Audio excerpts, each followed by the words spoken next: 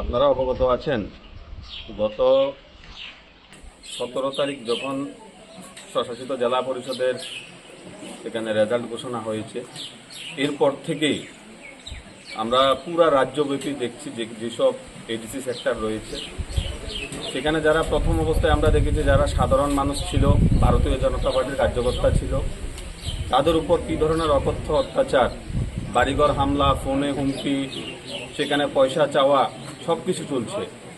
অপরদিকে আপনারা দেখতে পাচ্ছেন গত বেশ কয়েকদিন যাবৎ আমাদের যে দলীয় কার্যালয়গুলি রয়েছে সেখানে মুথার নেতৃত্বরা বিভিন্নভাবে উস্কানি দিয়ে যুবকদেরকে সেখানে আমাদের যে দলীয় কার্যালয় আছে সেগুলোকে ধ্বংস করছে, অগ্নিসংযোগ করছে।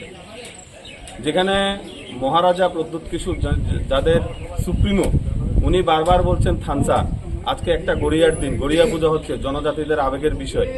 সেখানে এই যে অবস্থা, ভারতীয় জনতা পার্টিতে সবাই মিলে আমরা একত্রে কাজ করি, সেখানে উন্নয়নের পাশাপাশি আমরা শান্তি স্থাপনের প্রচেষ্টা করি। তো মহারাজের যে থানসা, সেটা কি থানসা অর্থ কি অগ্নিসংযোগ, বাড়িঘরে হামলা, মানুষের যানবাহন ধ্বংস করা, এটাই কি থানসা?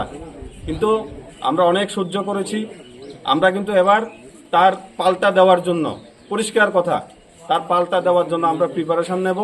সব কিছুর একটা ডেডলাইন রয়েছে, আমরা ডেডলাইন অতিক্রান্ত হয়ে গেছি। আমাদের মানুষরা, আমরা বাঁচতে চাই, আমাদের যারা কর্মীরা রয়েছে এলাকা শান্তি সম্প্রীতি রক্ষা করতে চাই। এর জন্য যদি কোনো ধরনের ডিসিশন নিতে হয় আমরা কিন্তু সেটা নেব। আমরা আর মার খেতে পারবো না।